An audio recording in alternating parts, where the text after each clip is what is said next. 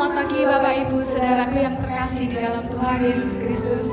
Selamat kita berjumpa dalam ibadah, dalam ujian, dalam penyembahan, dalam kita mendengarkan firman Tuhan.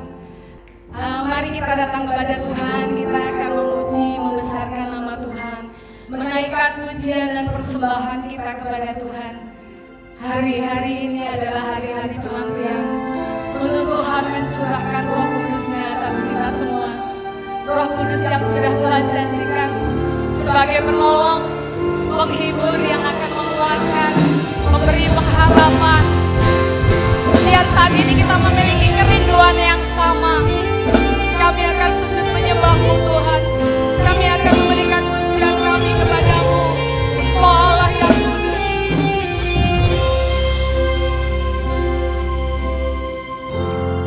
Allah Roh Kudus, penuhi kami. Kami merindukan-Mu saat ini Tuhan.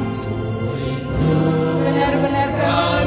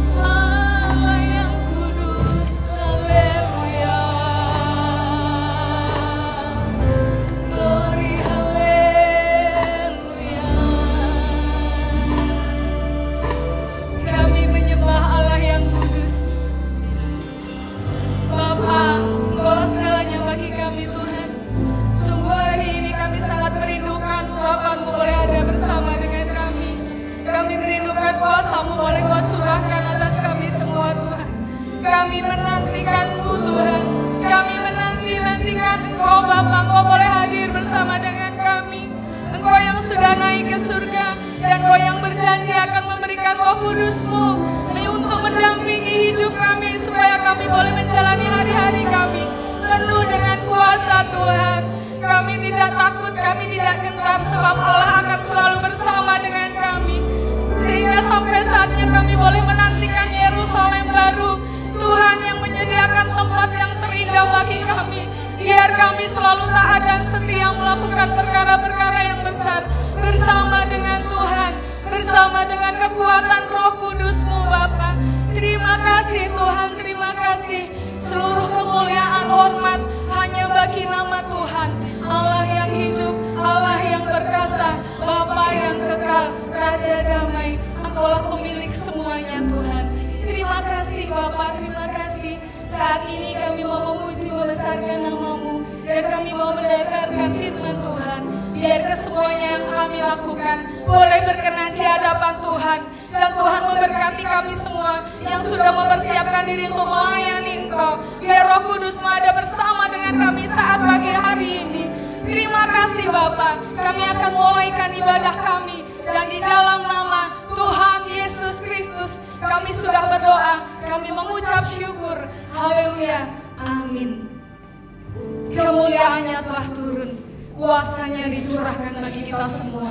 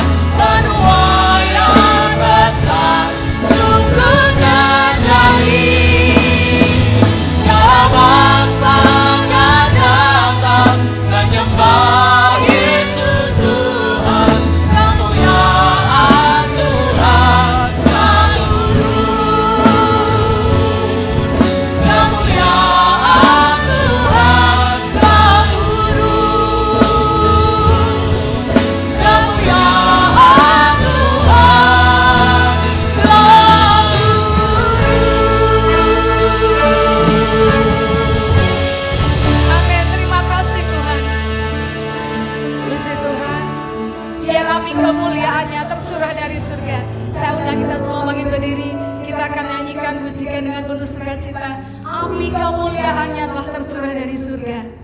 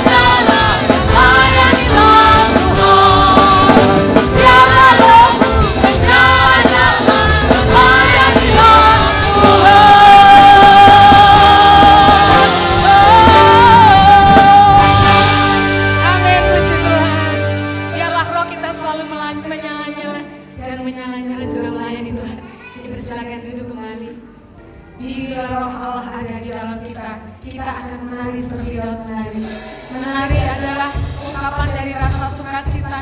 Berarti kalau Roh Allah ada bersama dengan kita, kita selalu akan dipenuhi dengan sukacita surgawi.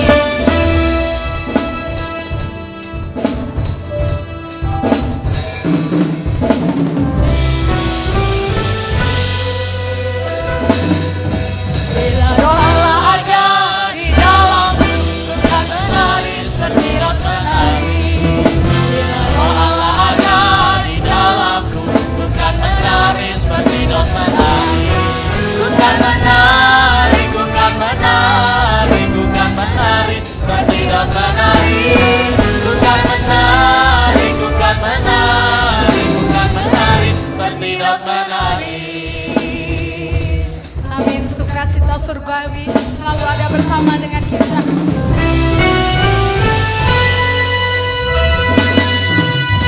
Roh Allah ada di dalamku, ku kan menari seperti rot menari. Roh Allah ada di dalamku, ku kan menari seperti rot menari. Ku kan menari, ku kan menari, ku kan menari seperti rot menari. Ku kan menari, ku kan menari, ku kan menari seperti rot menari. Ku kan menari, ku kan menari, ku kan menari seperti rot menari. Ku kan menari, ku kan menari, ku kan menari seperti rot menari. Ku kan menari seperti rot sekali lagi. Ku kan menari seperti rot menari. Ya, dengan gambus dan kecapi, mari kita puji Tuhan. Dengan gambus dan kecapi, mari kita puji Tuhan. Bersoraklah, bernyanyilah, bersuka di hadapannya. Serukanlah nama Tuhan yang memberi kemenangan. Kalau Allah di pihak kita, siapa lawan kita? Terdengar suara Tuhan dari Sion, terdengar suara sorak kegirangan dari umat yang telah dimenangkan, dari umat yang telah dimenangkan. Mari dengan gambus dan kecapi, mari kita puji Tuhan. Dengan gambus dan kecapi, mari kita puji Tuhan. Bersoraklah, bernyanyilah, bersuka di hadapannya. Serukanlah nama Tuhan yang memberi kemenangan. Kalau Allah di pihak kita, siapa lawan kita? Terdengar suara Tuhan dari Sion, terdengar suara sorak kegirangan dari umat yang telah dimenangkan, dari umat yang telah dimenangkan, dari umat yang telah dimenangkan, dari umat yang telah dimenangkan. Sekali lagi, dari umat yang telah dimenangkan. Amin. Kita umat yang dimenangkan oleh Tuhan Yesus. Kita akan mendengarkan firman Tuhan, biar Roh Kudus hadir di semua apa yang kita kerjakan, yang kita lakukan. Saat kita mendengar firman Tuhan, Roh Kudus boleh ada bersama dengan kita, sehingga kita boleh mudah mengerti dan kita boleh belajar untuk melakukan firman Tuhan dengan tepat, dengan benar. Sebab di situ, jika Roh Allah berhadirat, tidak ada segala sesuatu pun yang mustahil. Semuanya yang tidak mungkin bagi kita, Tuhan buat semuanya menjadi mungkin. Sebab Allah kita Allah yang berkuasa.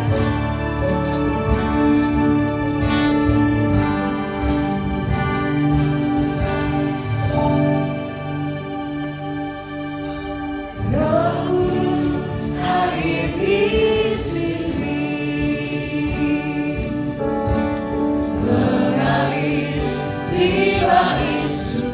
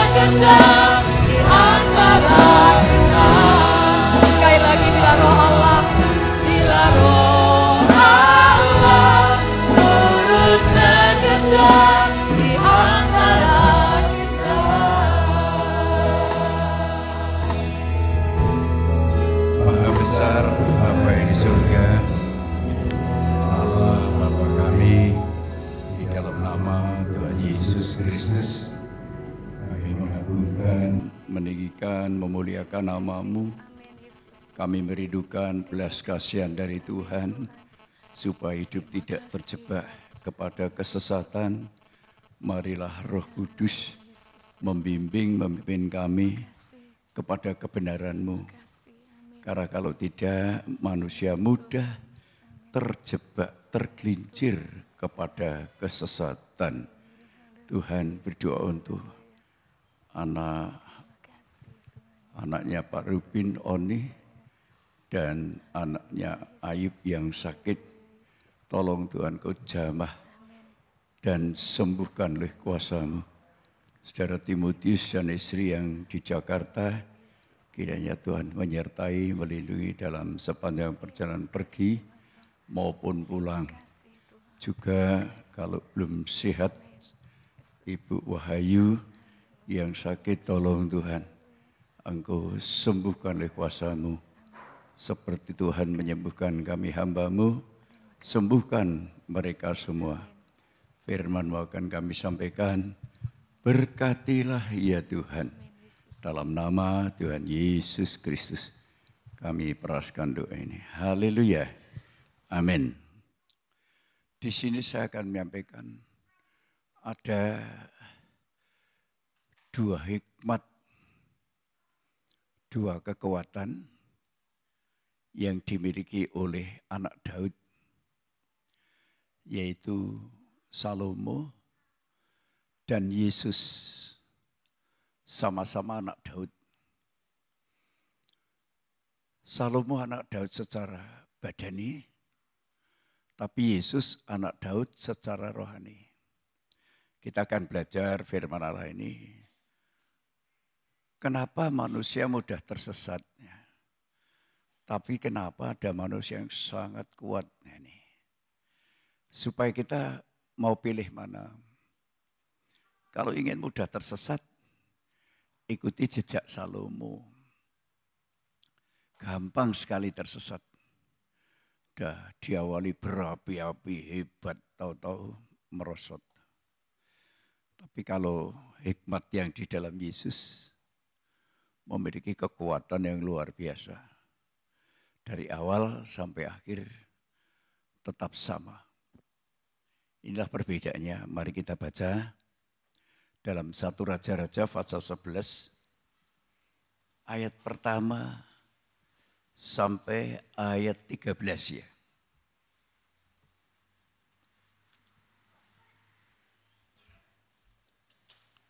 Salomo jatuh ke dalam penyembahan berhala. Adapun Raja Salomo mencintai banyak perempuan asing. Di samping anak Firaun, ia mencintai perempuan-perempuan Moab, Amon, Edom, Sidon, dan Het. Ini Salomo, raja hikmat, tetapi mudah terjebak, terutama dalam nikah. Ya, pertama nikah dengan anak Firaun, terus nikah lagi dengan bangsa Moab, Amon, Edom, Sidon, ya saudara. Ini Salomo memiliki hikmat yang luar biasa. Teruskan. Padahal tentang bangsa-bangsa itu, Tuhan telah berfirman kepada orang Israel, "Janganlah kamu bergaul dengan mereka, dan mereka pun janganlah bergaul dengan kamu. Sebab sesungguhnya mereka akan mencondongkan hatimu kepada allah-allah mereka." Hati Salomo telah terpaut kepada mereka dengan cinta. Salomo terpaut, tertarik, terjebak jerat ya dari yang dilarang oleh Tuhan. Ia mempunyai 700 istri dari kaum bangsawan dan 300 gundik. Istri-istrinya itu menarik hatinya daripada Tuhan. Sebab pada waktu Salomo sudah tua, istri-istrinya itu mencondongkan hatinya kepada allah-allah lain. Sehingga ia tidak dengan sepenuh hati berpaut kepada Tuhan Allahnya seperti Daud ayahnya. Ini setelah tua jadi akhir. Awalnya hebat ya saudara. Tapi akhir hidupnya terseret kepada penyembahan berhala. Teruskan. Demikianlah Salomo mengikuti Asyitoret, dewi orang Sidon, dan mengikuti Milkom, dewa kejijikan sembahan orang Amon. Dan Salomo melakukan apa yang jahat di mata Tuhan, dan ia tidak dengan sepenuh hati mengikuti Tuhan seperti Daud ayahnya. Pada waktu itu Salomo mendirikan bukit pengorbanan bagi Kamos, dewa kejijikan sembahan orang Moab, di gunung sebelah timur Yerusalem, dan bagi Molok, dewa kejijikan sembahan Bani Amon. Demikian juga dilakukannya bagi semua istrinya, orang-orang asing itu, yang mempersembahkan korban ukupan dan korban sembelihan kepada allah-allah mereka. Sebab itu Tuhan menunjukkan murkanya kepada Salomo, sebab hatinya telah menyimpang daripada Tuhan Allah Israel, yang telah 2 kali menampakkan diri kepadanya, dan yang telah memerintahkan kepadanya dalam hal ini, supaya jangan mengikuti allah-allah lain, akan tetapi ia tidak berpegang pada yang diperintahkan Tuhan.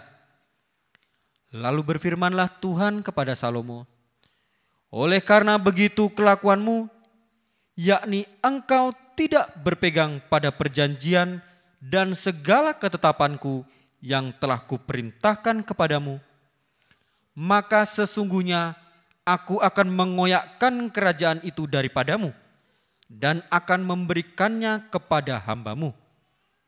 Hanya pada waktu hidupmu ini aku belum mau melakukannya oleh karena Daud ayahmu. Dari tangan anakmu lah aku akan mengoyakkannya. Namun demikian kerajaan itu tidak seluruhnya akan kukoyakkan daripadanya. Satu suku akan kuberikan kepada anakmu oleh karena hambaku Daud dan oleh karena Yerusalem yang telah kupilih. Iya, jadi Daud ini menjadi tolak ukur. Di Salomo anak Daud, tetapi tidak mengikuti jejak ayahnya. Dia ketika merindukan hikmat, minta hikmat, diberikan. Tidak minta kekayaan, tidak minta umur panjang, tidak minta musuhnya dikalahkan. Dia hanya minta hikmat supaya menjadi pemimpin yang adil. Benar ya dibenarkan, salah ya disalahkan. Ini Salomo, hebat. Ya, tapi dia melakukan tugas itu tanpa proses. Karena ketika Daud, bapaknya, untuk menjadi orang yang dipakai Tuhan itu lewat proses. Seorang gembala yang dipercayakan oleh bapaknya, Isai, 2-3 ekor. Jadi bukan orang kaya. Mengembalakan kawanan domba bapaknya 2-3 ekor dengan patuh, dengan taat, dengan setia. Tidak ambisi. Ternyata sampai saatnya Daud dipilih oleh Tuhan untuk menjadi raja menggantikan Saul yang hidupnya juga tidak taat kepada Tuhan. Dia dilantik menjadi raja umur 16 tahun, tapi selama 14 tahun dia menderita sengsara, belum menduduki tahta. Dia patuh, dia taat, jadi lewat proses Daud. Tapi Salomo begitu jadi raja, langsung terhormat, langsung hebat, langsung terkenal, sampai raja-raja takluk kepada Salomo. Karena hikmatnya yang luar biasa, membenarkan yang benar, menyalahkan yang salah.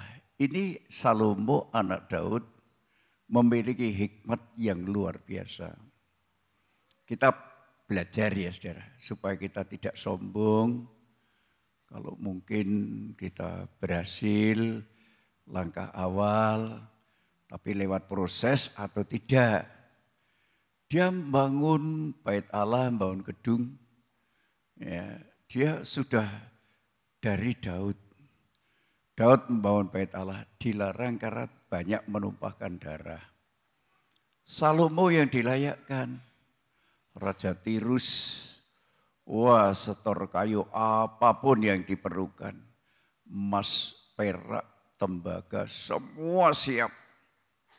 Ya, berton, bukan hanya berkuintal.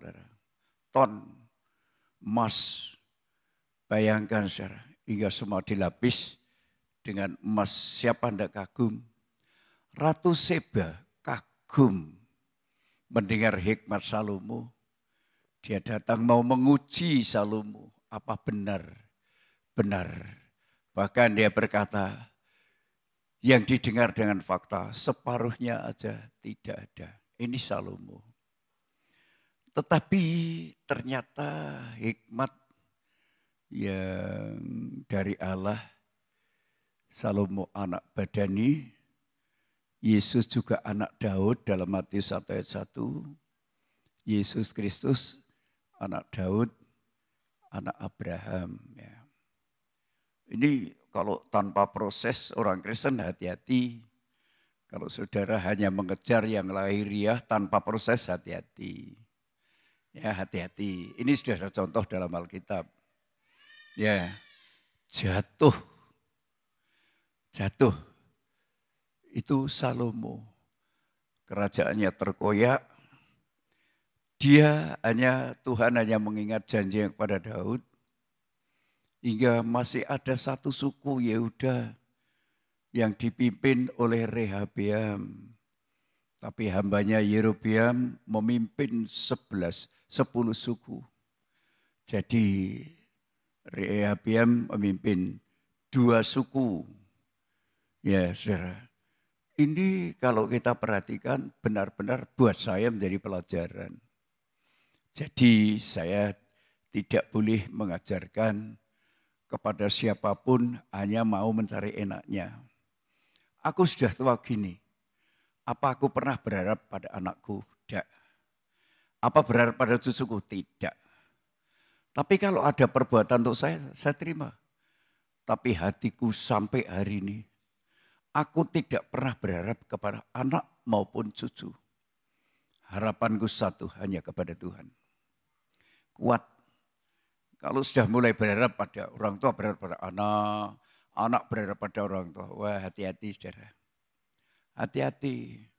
Ya, kita harus lewat proses. Mari kita lihat dalam 1 Korintus 1 ayat 24 ya. 1 Korintus 1 ayat yang ke-24. Tetapi untuk mereka yang dipanggil, baik orang Yahudi maupun orang bukan Yahudi, Kristus adalah kekuatan Allah dan hikmat Allah. Kristus adalah kekuatan dan hikmat. Itu perbedaannya. Kenapa Kristus ada kekuatan? Kenapa orang Kristen kok ada kekuatan? Kenapa ada orang Kristen kok mudah terjebak? Kenapa? Mudah terjebak ini, terjebak itu, terjebak berhala, terjebak sesuatu yang bersifat dunia. Kenapa? Nah, ini contohnya. Salomo mudah terjebak dengan berhala. Berhala itu benda yang tidak kekal. Termasuk kekayaan, termasuk yang ada dalam dunia ini berhala, saudara. Selagi hati kita sudah mengharapkan sesuatu yang tampak, yang kelihatan, tanpa lewat proses, kalaupun terkabulkan sangat mudah terjebak kepada kesesatan. Seperti Salomo, tapi Yesus tidak terjebak kepada kesesatan. Walaupun digoda dengan apapun. Digoda dengan harta, digoda dengan tahta, digoda dengan... Itu Yesus anak Daud. Sama kita nanti. Siapakah kita yang anak Daud seperti Yesus? Siapakah kita anak Daud yang seperti Salomo? Itu akan terjadi pada saudara. Kalau saudara anak Yesus adalah anak Daud, adalah Salomo, ya orangnya, pandangannya hanya dunia, sugih. Apa salah? Tidak salah. Mau membangun rumah Allah dengan kekayaan, tidak salah. Tetapi ini, kalau sudah mulai terjebak kepada penyembahan berhala, karena setelah tua, setelah makin lama, terseret kepada pengaruh istri. Tadi disebutkan istrinya 1000. Luar biasa ya. Saya membayangkan, waduh. Aku istri 1 saja kadang-kadang tidak cukup. Istri kok 1000. Wah tapi uang tidak masalah Salomo. Tetapi menyakitkan hati Tuhan. Maka setiap orang Kristen yang tidak patuh kepada firman itu saya peringatkan. menyakitkan hati Tuhan. Kalau kita sudah mulai sembrono kepada Tuhan, seakan-akan begini saja, begitu saja, monggo. Tetapi akan menanggung akibat, ada dampak. Tuhan itu begitu luar biasa, tidak pernah bisa ditipu. Dengan cara apapun, cara yang kelihatan. Mungkin cara make up, cara berpakaian, cara rambut gondrong atau rambut gundul atau apa. Tidak bisa ditipu. Tuhan melihat hati. Daud dilihat hatinya. Begitu sungguh-sungguh maka dia dijadikan bapaknya. Yesus Kristus. Dia yang begitu taat setia lewat proses hidup. Yesus membangun rumah Allah juga lewat proses. Dua-duanya membangun rumah Allah. Salomo membangun rumah Allah secara fisik. Tapi Yesus membangun rumah Allah secara rohani. Lewat proses kematian dan kebangkitan. Ini yang kita harus belajar, saudara. Kalau kita tidak mau belajar, kalah dengan bujuk rayu dosa yang akibatnya kita masuk dalam neraka maut.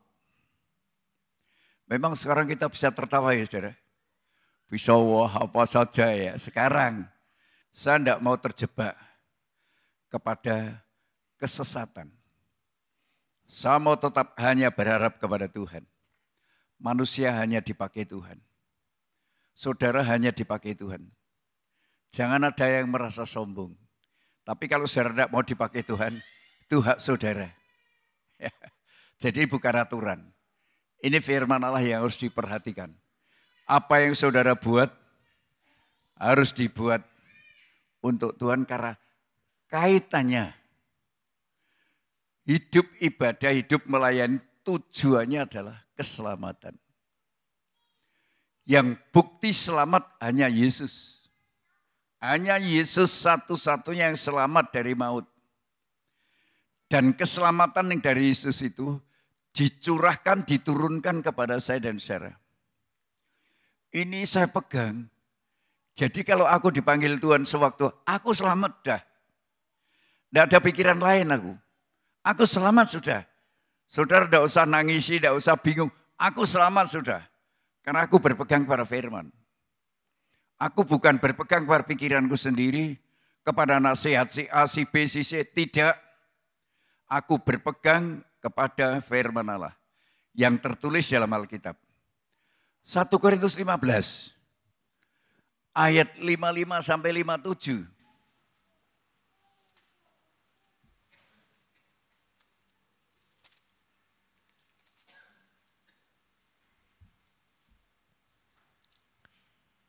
Hai maut, di manakah kemenanganmu?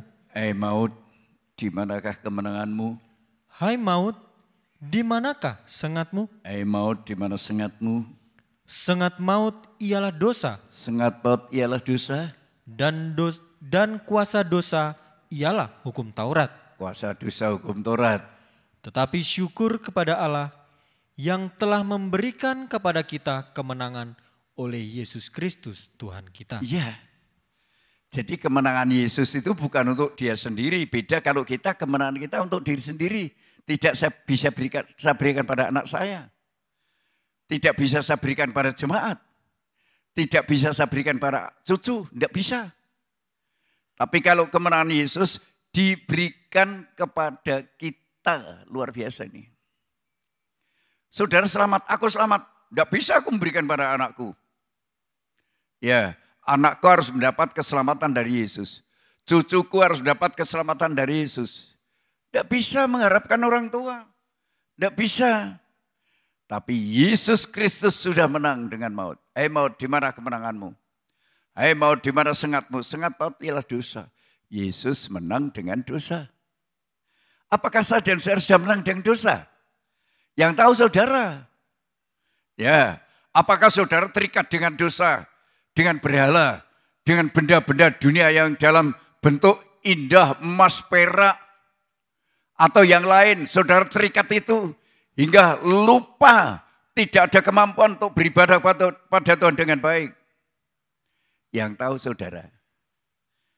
saudara, saya tidak bisa menuduh siapapun, tetapi yang tahu diri saya sendiri. Kalau aku mati selamat seperti Yesus, karena aku merasa diberikan kemenangan oleh Yesus. Sengat paut ialah dosa. Kalau aku sudah mulai membenci dosa, itu kemenangan dari Yesus. Tapi kalau saudara masih sangat terikat dengan dosa, masih mencintai dosa, itu sengat maut. Kalau kita mati, tergantung bagaimana akhir hidup saudara. Apakah saudara mencintai keselamatan seperti orang jahat yang disalibkan di sebelah kanan? Yesus, ingatlah, nanti kalau saya sampai kepada Bapa, hari ini kau bersama-sama aku masuk Firdaus Allah. Kesempatan saya dan saudara ini akhir nanti bagaimana saudara? Ada kemampuan enggak saudara menyadari seluruh kesalahan? Kalau saudara bertahan, aku tidak salah, jangan harap. Saudara berarti belum mendapatkan kemenangan yang diberikan oleh Yesus Kristus. Ini penting saudara paham. Jadi jangan hanya sejarah awal hebat, wah hebat, mengutamakan Tuhan, wah luar biasa. Awal, tapi akhir bagaimana akhir? Merosot. Mudah terpengaruh, mudah tertipu, mudah terjebak kepada kepalsuan. Hati-hati. Ini contoh jelas dalam Alkitab. Itulah sebabnya bagaimana kita ini mendapatkan kemenangan dari Yesus. Kemenangan dari Yesus itu yang diberikan kepada kita adalah hati bertobat. Hati bertobat. Kalau saudara tidak bertobat, bertahan dalam dosa, jangan harap saudara. Jangan harap. Ya, hati yang bertobat, kapok karo berbuat dosa. Ini kemenangan yang diberikan oleh Yesus. Tapi kalau melakukan perbuatan dosa itu karena ini, karena itu, harga diri dan lain sebagainya, karena lumrah, karena umum, karena banyak teman dan lain, jangan harap. Saya peringatkan, keras ini tegas. Jadi kemenangan dari Yesus itu yang diberikan kepada kita ini adalah hati yang bertobat. Bertobatlah kamu karena kerajaan Allah sudah dekat. Ya, jadi kemenangan yang dari Tuhan yang diberikan kepada saya dan saudara, hati yang bertobat. Itulah kekuatan yang dari Tuhan. Hikmat yang dari Allah. Yesus Kristus hikmat dan kekuatan Allah.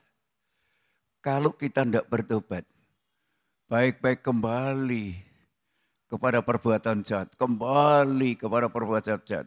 Karena pengaruh si A, pengaruh si B, pengaruh lingkungan, pengaruh. Sekali lagi jangan harap, saudara. Ya, aku sudah tua, berterima kasih. Saya mau ditambah umur berapa loh Tuhan, terima kasih. Ya, tujuan saya hidup menjadi hamba Tuhan. Masuk surga, ini adalah sarana saya menjadi hamba Tuhan. Seperti Daud, sarananya adalah dia patuh pada Tuhan, menjadi gembala, menjadi raja, dan akhirnya dipercayakan. Ya, tidak seperti hambaku Daud. Kerajaan tetap, aku ingat Daud hambaku, ingat Daud hambaku. Itulah sebabnya tadi saya katakan Daud mempunyai dua anak, anak jasmani dan anak rohani.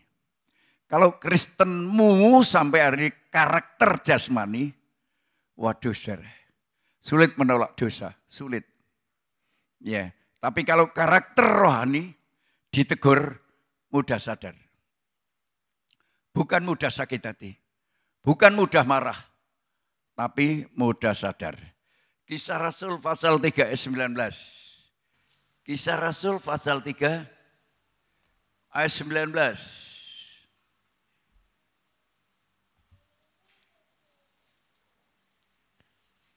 Karena itu sadarlah dan bertobatlah.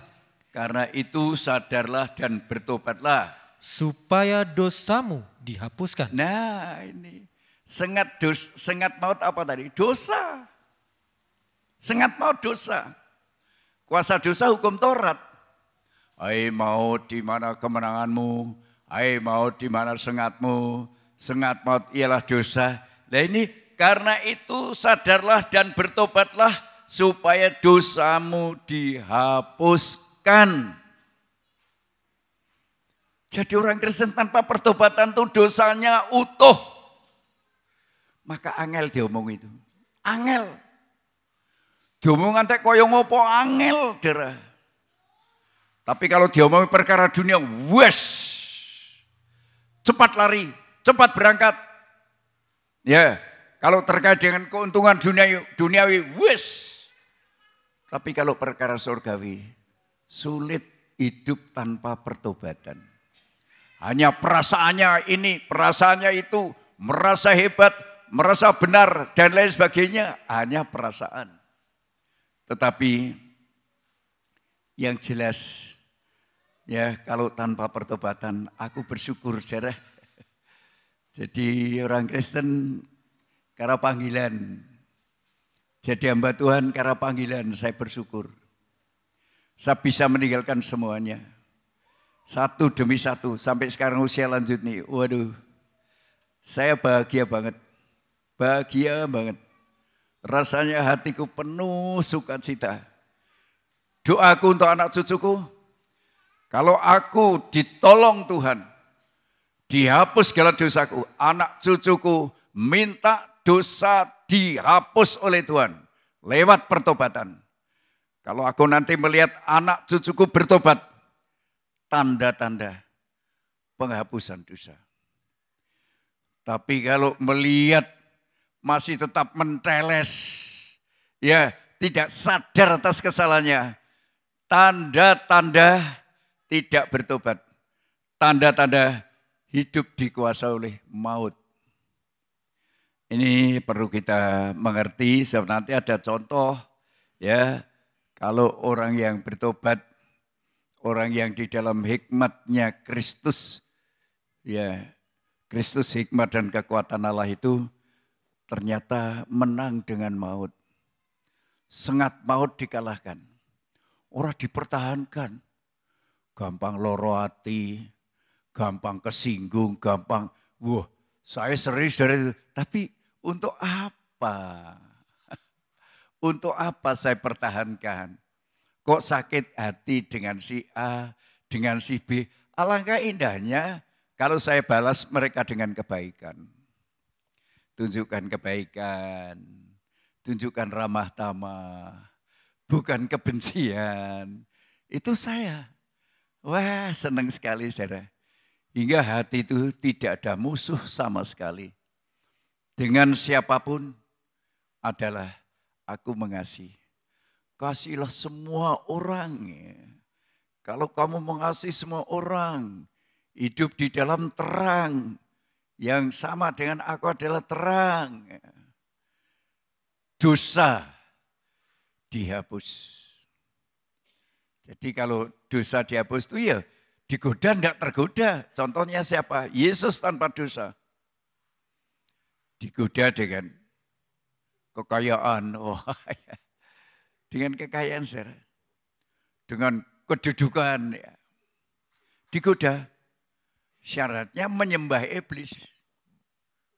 Wah itu yang kurang ajar. Apa orang kaya itu godaan dari iblis? Oh enggak, saudara. Ya, kalau digoda dengan kekayaan dan menyembah iblis lah itu godaan. Tapi kalau kaya dari kerja keras, ya dari usaha yang baik, ya baik tuh.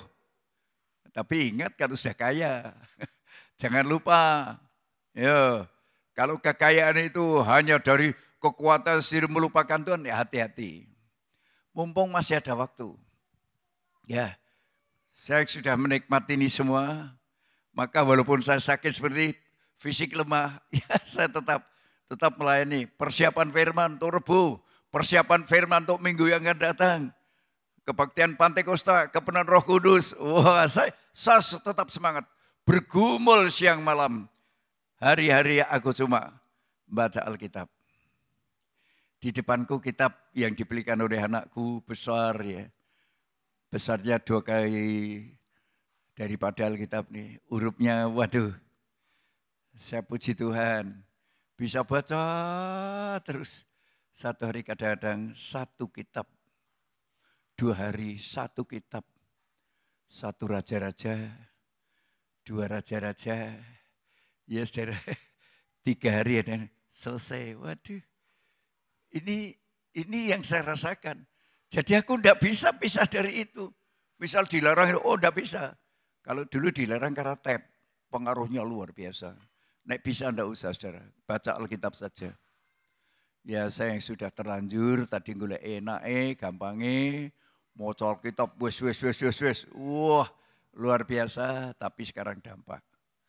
Nah, sekarang saya kembali baca firman lewat Alkitab. Ini saja bawa Alkitab ya saudara. Bisa baca ini luar biasa. Ini tadinya saya banyak dalih, banyak alasan dan lain sebagainya. Ayo kita buktikan saja ayatnya, Matius 4 ayat 8 sampai 10 ya. Bahwa Yesus menang dengan dosa. Matius 4 ayat 8 sampai 10. Dan iblis membawanya pula ke atas gunung yang sangat tinggi dan memperlihatkan kepadanya semua kerajaan dunia dengan kemegahannya dan berkata kepadanya, semua itu akan kuberikan kepadamu jika engkau sujud menyembah aku. Maka berkatalah Yesus kepadanya, enyahlah iblis, sebab ada tertulis, engkau harus menyembah Tuhan Allahmu dan hanya kepada Dia sajalah engkau berbakti. Iya. Ini fakta bahwa Yesus menang dengan maut. Ya saudara. Tidak tergoda. Godaan itu macam-macam. Lihat kelemahan saudara apa, justru digoda di situ. Kekurangan saudara apa, justru digoda di situ saudara. Mudah sakit hati, justru digoda di situ. Mudah tersinggung, justru digoda di situ. Ya. Nah orang yang paling gampang kalau digoda dengan kedudukan dan kekayaan. Tapi harus menyembah iblis itu harus manut maunya iblis. Manut iblis yang membujuk manusia jatuh dalam dosa. Harus nurut.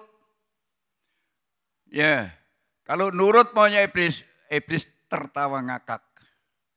Yesus tegas, hai iblis, ya hanya satu yang disembah Tuhan Allahmu. Nyah, pergi, bahasa Jawanya, minggato. Tegas. Itu doa saya karena firman mengatakan, syukur kepada Allah yang telah memberikan kemenangan kita oleh Yesus Kristus. Jadi Yesus Kristus memang menang, itulah kekuatannya, hikmat dalam Yesus Kristus. Menang dengan dosa. Tapi kalau hikmat Salomo hanya memperoleh kekayaan, memperoleh tahta, memperoleh istri 1000. Ya saudara, puas. Tapi setelah tua, dibujuk menyimpang, menyembah berhala, menyembah Asitoret, menyembah Baal, menyembah sesembahan yang dilarang oleh Tuhan. Ini kalau saya jadi makin lama kok hidupku kok makin ini makin itu dan lain sebagainya. Bukan makin lama makin dekat dengan Tuhan. Seperti saya sudah tua nih, makin lama harus makin dekat dengan Tuhan. Harus makin jauh dengan dosa. Nah ini kemenangan itu harus menjadi pakaian. Saudara. Harus menjadi pakaian dalam hidup kita ini. Pakaian yang menutupi kita untuk kita tidak tergoda. Kalau sebelum kita pakai pakaian, yang kelihatan adalah belangnya, ketelanjangannya, itu kalau belum pakai pakaian. Jadi mudah tergoda. Tapi kalau ini sudah merupakan pakaian, kemenangan yang dari Tuhan itu pakaian, wah, wis toh ya, aku yang sudah merasakan, saudara. Aku yang sudah merasakan hebatnya Tuhan. Dan sampai hari ini sekali lagi, Aku tidak takut dengan apapun ya. Makanya kalau aku sakit, jangan terasa sakit Tuhan. Ya. Kalau boleh ya. Jadi kemenangan dari Tuhan itu diberikan pada kita. Dan kita tidak boleh sembrono ya. Mari kita kembali kepada 1 Korintus pasal 15 ayat 54 ya. Ayat 54.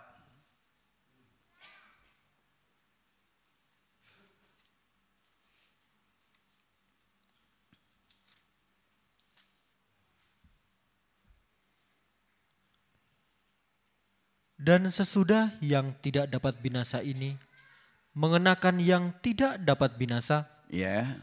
dan yang dapat mati ini, mengenakan yang tidak dapat mati, maka akan genaplah firman Tuhan yang tertulis, maut telah ditelan dalam kemenangan. Wah, luar biasa.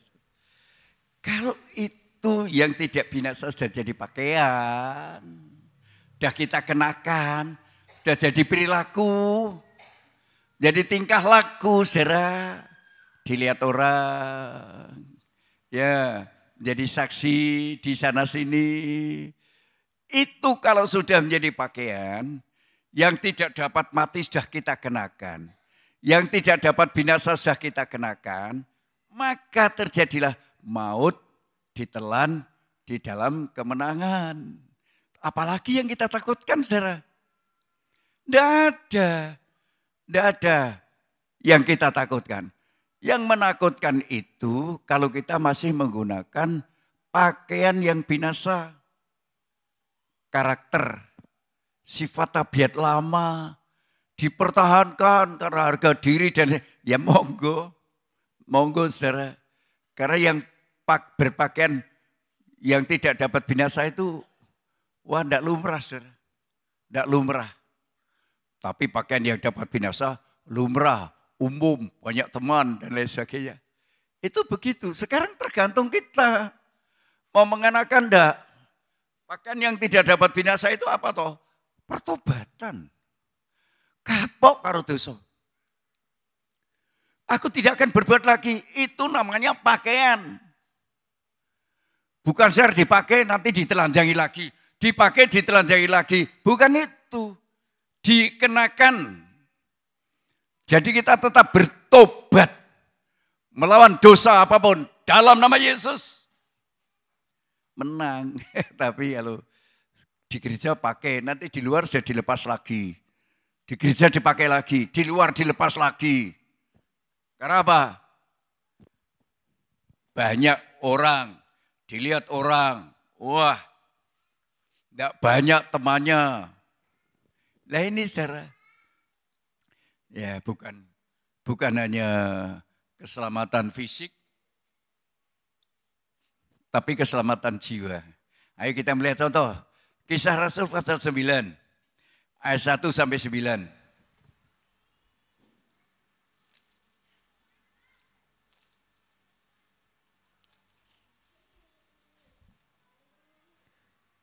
Saulus bertobat. Sementara itu berkobar-kobar hati Saulus untuk mengancam dan membunuh murid-murid Tuhan. Wah ini saudara, dia punya tugas untuk membunuh orang-orang Kristen ya waktu itu. Wih berkobar-kobar Saulus. Yang Paulus itu, wah aku dapat tugas mau tak bunuh wong Kristen. Rasanya saya berkobar-kobar. Terus kan? Ia menghadap imam besar dan meminta surat kuasa daripadanya untuk dibawa kepada majelis-majelis Yahudi di Damsyik, supaya jika ia menemukan laki-laki atau perempuan yang mengikuti jalan Tuhan, ia menangkap mereka dan membawa mereka ke Yerusalem. Dalam perjalanannya ke Damsyik, ketika ia sudah dekat kota itu, tiba-tiba cahaya memancar dari langit mengelilingi dia. Ia rebah ke tanah dan kedengaranlah olehnya suatu suara yang berkata kepadanya, "Saulus, Saulus, mengapakah engkau menganiaya aku?" Jawab Saulus, "Siapakah engkau, Tuhan?" Katanya, "Akulah Yesus yang kau aniaya itu. Tetapi bangunlah dan pergilah ke dalam kota, Di sana akan dikatakan kepadamu apa yang harus kau perbuat. Maka termangu-mangulah teman-temannya seperjalanan, karena mereka memang mendengar suara itu. Mereka mendengar suara itu, Tetapi tidak melihat seorang juga pun. tapi tidak melihat seorang pun. Saudara mendengar suara saya, khotbah saya, tapi belum tentu saudara mengerti. Belum tentu. Kalau Saulus mengerti, paham, langsung dilakukan. Saudara mendengarnya belum tentu saudara mengerti. Ya, mendengar sama. Belum tentu saudara mengerti. Buktinya tidak melakukan. Nah, itu bukti tidak mengerti. Kalau mengerti, melakukan. Nah, teruskan. Saulus bangun dan berdiri lalu membuka matanya, tetapi ia tidak dapat melihat apa-apa. Mereka harus menuntun dia masuk ke Damsyik. 3 hari lamanya ia tidak dapat melihat, dan 3 hari lamanya ia tidak makan dan minum. Iya, ini Saulus yang namanya Paulus. Woi saudara, dia berkobar-kobar, hingar-bingar mau membunuh orang Kristen. Mau membunuh orang Kristen, bukan sekedar ya, mau membunuh orang Kristen. Tapi ditemui oleh Tuhan. Saulus, Saulus, ya kenapa engkau aniaya aku? Siapa engkau Tuhan? Aku Yesus yang kau aniaya. Jadi kalau saya dianiaya oleh seseorang itu Tuhan yang sakit. Tuhan yang membela saudara.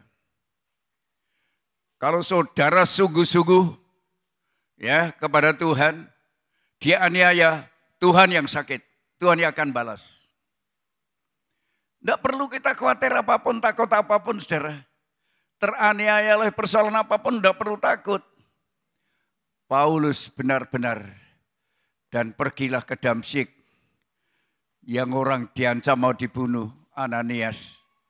Ananias mau menolak. Tidak, itu mau tak pakai menjadi alatku. Dan setelah Ananias berdoa, Paulus dituntun oleh teman-temannya. Akhirnya Paulus didoakan, selaput matanya yang membuat buta itu robek hilang, bisa melihat. Dan seketika itu Paulus berbalik. Ada bukti pertobatan, ada bukti dosa dikalahkan. Kalau tidak ada bukti pertobatan, ya maut tidak bisa dikalahkan. Dosa sengat maut tidak bisa dikalahkan, saudara. Bukti pertobatan ini adalah melawan dosa. Dosa inilah sengat maut yang mengancam saya dan saudara setiap saat, setiap waktu. Kita bisa diancam oleh maut. Kapan kita mati? Maut atau selamat? Orang berkata, oh semoga masuk surga, semoga masuk surga. Iya, doa atau kata-kata yang menghibur hati. Itu saudara. Tetapi selamat dan tidak. Tergantung saudara mengenakan pakaian yang bisa mati atau yang tidak bisa mati. Itu kita. Kalau kita mengenakan pakaian yang tidak bisa mati, wah, tidak apa-apa saudara. Benar tidak apa-apa. Ini yang sudah meyakinkan saya pribadi. Tidak digoyahkan oleh apapun tidak menggoyahkan saya. Ya, bentuk apapun saya bersyukur usia saya lanjut ya. Saya kadang-kadang gerenang-gering sama istri. Aku bersyukur, aku usia lanjut, istriku juga masih hidup. Ya, ada kalau misalnya usia lanjut, hamba-hamba Tuhan banyak tuh. Janda-janda banyak tuh. Janda muda, ditinggal suami. Saya bersyukur. Ya, aku manja banget. Bu, coba sepatu, pakai sepatu. Bapak manja, iya memang aku manja. Tapi tidak biasa seperti ini. Karena kau butuhkan ya, pelayanan. Wah apa-apa saya suruh istri. Puji Tuhan. Puji Tuhan. Ya, saya diberi istri, masih diberi kesehatan, bisa melayani saya juga. Ini kebanggaan saya, saudara. Aku bukan menyalahkan yang istri yang meninggal atau suaminya meninggal, enggak. Ya, tapi saya bersyukur. Usiaku yang sebegini, istriku masih sehat. Aku ya puji Tuhan, hanya mengucapkan syukur. Sekarang Rasul Paulus bukti pertobatan. Bukti pertobatan Rasul itu. Apakah benar-benar dia mengenakan yang tidak binasa? Semua tertulis. Jadi kalau saudara mau belajar itu ada. Ya, jangan belajar pada orang, belajar pada manusia, tertulis. Paulus mengenakan yang tidak dapat binasa. Galatia 2 ayat 19 dan 20. Galatia 2 ayat 19 dan 20. Sebab aku telah mati oleh hukum Taurat untuk hukum Taurat, supaya aku hidup untuk Allah. Aku telah disalibkan dengan Kristus, namun aku hidup. Tetapi bukan lagi aku sendiri yang hidup, melainkan Kristus yang hidup di dalam aku.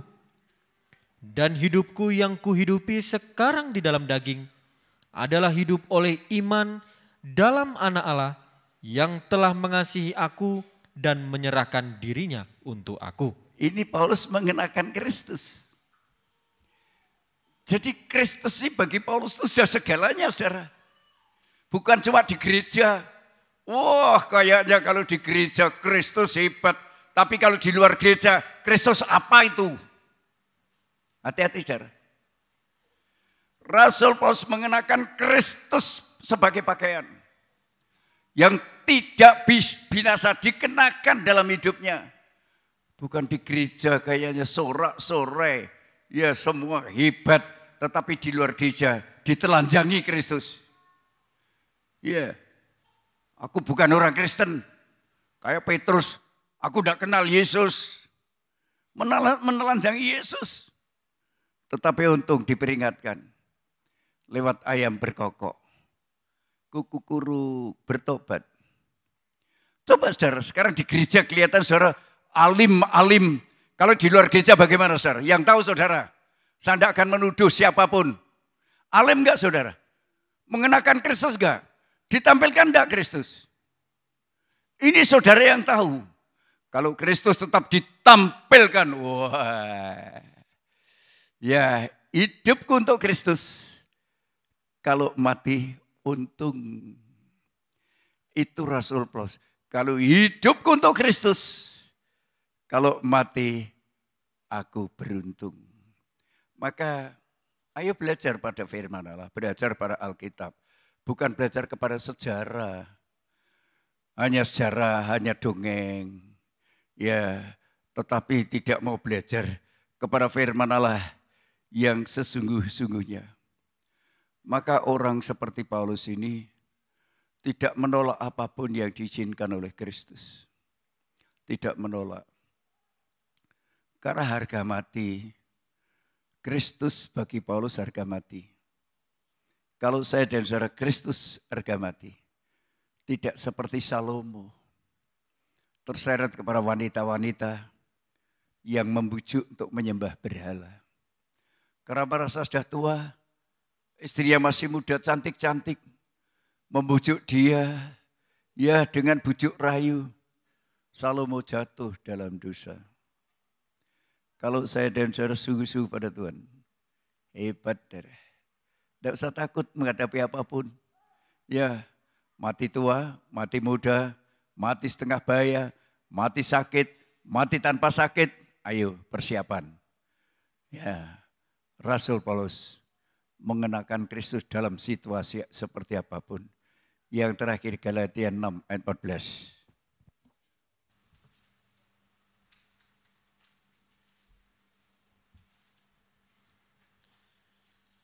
Tetapi aku sekali-kali tidak mau bermegah selain dalam salib Tuhan kita Yesus Kristus.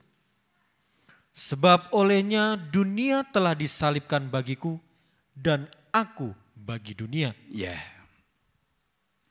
Paulus tuh sampai sekali-kali tidak akan merasa bahagia kecuali dalam salib.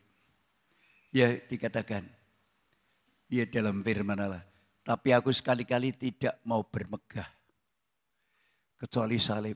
Wah, dia itu melekat. Kristus menjadi pakaian yang melekat, tidak terbujuk oleh apapun. Hanya satu, Yesus. Ya, usia sudah tua seperti saya, seperti Bu Panjang, Pak Bu Panjang dan lain-lain. Ayo Bu, ayo bapak-bapak. Kristus harga mati. Jangan hanya Kristus dikenakan di gereja, tapi di luar ditelanjangi. Memperlihatkan dosa, memperlihatkan kesalahan, memperlihatkan karakter yang memalukan Yesus. Sangat-sangat berbahaya. Mari pemain musik. Yesus memberiku kemenangan ya.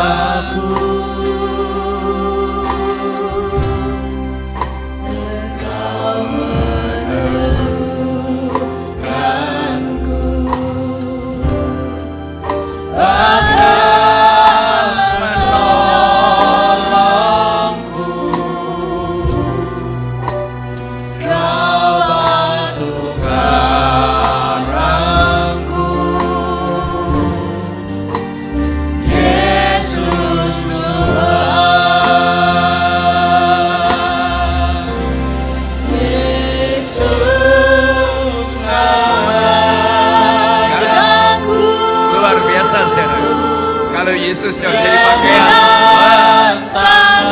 Menghadapi apa saja tidak takut. Dia penolong kita 100%, bukan hanya 50%, saudara. Nanti kalau ingin paham minggu depan kebaktian Pantekosta kebenaran Roh Kudus, saudara akan tercelek mata saudara, bisa paham, bisa mengerti sungguh-sungguh saudara. Perlu Roh Kudus. Haleluya. Oh, haleluya, haleluya.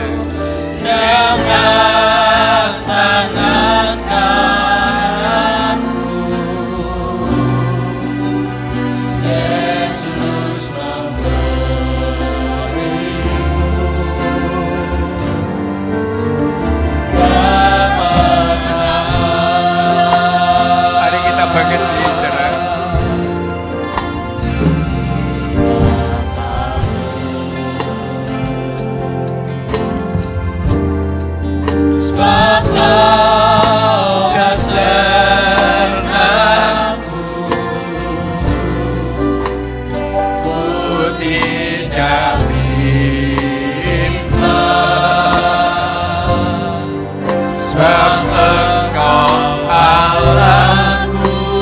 Kenakan Kristus jangan hanya di gereja, saudara. Di luar gereja harus mengenakan Kristus. Jangan ditelanjangi pakaian itu. Dengan sikap, tingkah laku, apapun, saudara mengenakan Kristus. Haleluya. Haleluya. Batu karang, Yesus. Oh, luar biasa, luar biasa.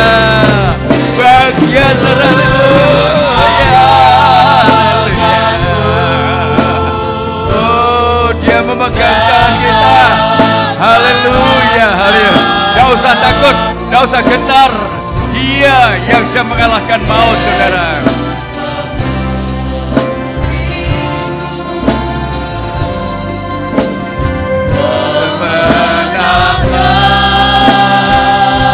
Dia yang memberikan kemenangan luar biasa. Oh, luar biasa, saudara. Tuhan menolong, Dia yang menyelamatkan kita. Tidak usah khawatir, tidak usah takut apapun, saudara. Haleluya. Haleluya.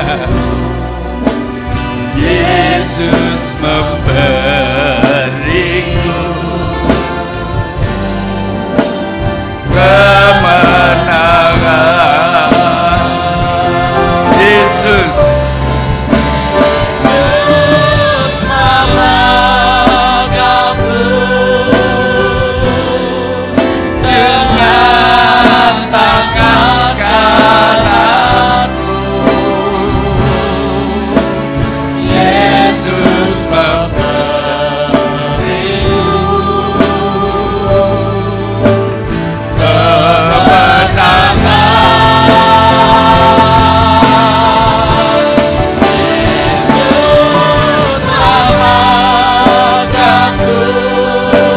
biasa, saudara. Pasti selamat. Pasti selamat. Itu sudah diberikan Yesus kepada kita, saudara.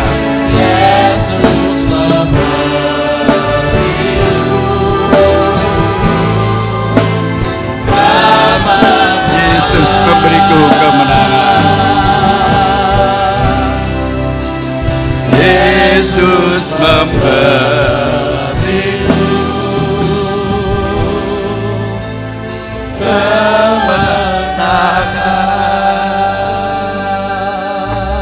Haleluya, haleluya. Oh, terima kasih Tuhan. Terima kasih untuk kemurahan-Mu hari ini, untuk hamba-Mu terutama Tuhan. Oh, haleluya, haleluya. Haleluya, haleluya, haleluya, haleluya. Oh, kemenangan telah diberikan kepada kami Tuhan oleh Yesus Kristus. Haleluya, haleluya. Oh, jangan terjebak kepada penyembahan berhala Tuhan. Haleluya, haleluya, haleluya. Terima kasih untuk firman-Mu pada siang hari ini Tuhan. Kami menyadari kami tidak lebih baik daripada Salomo, tapi kalau kami bisa seperti apa yang kami rasakan sekarang ini, itu oleh karena kekuatan Yesus Kristus sebagai hikmat dan kekuatan Allah. Hingga Tuhan kami mampu melawan dosa apapun, bujuk rayu dan lain sebagainya bisa dipatahkan di dalam nama Yesus.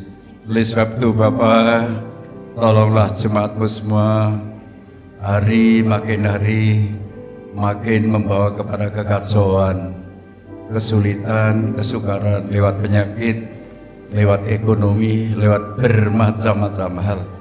Kalau kami diberi kemudahan, jangan sampai kami menjadi sombong, tapi bersyukur, mengucapkan terima kasih oleh sebab kebaikan dan kemurahan Tuhan. Tuhan memberkati semua jemaat-Mu. Walaupun kami di desa, tapi kami orang yang mendapatkan belas kasihan dari Allah. Hingga kami bisa mengerti firman Allah. Seperti hamba-Mu Rasul Paulus berbalik dari yang jahat dan melakukan perkara yang baik, yang benar. Terima kasih banyak Bapak. Inilah doa kami dalam nama Tuhan Yesus Kristus. Kami berdoa, haleluya. Semua kita mengangkat tangan. Saudara-saudara yang dikasihi Tuhan, pulanglah ke rumah masing-masing. Turunlah kira berkat damai sejahtera dari Allah Bapa, cinta kasih sayang dan kemurahan Sang Putra dan persekutuan Allah Roh Kudus memberkati, menyertai, melindungi saudara sekarang, besok, bahkan sampai selama-lamanya, hingga hari Maranatha dalam nama Tuhan Yesus Kristus. Kami berdoa, semua katakan amin.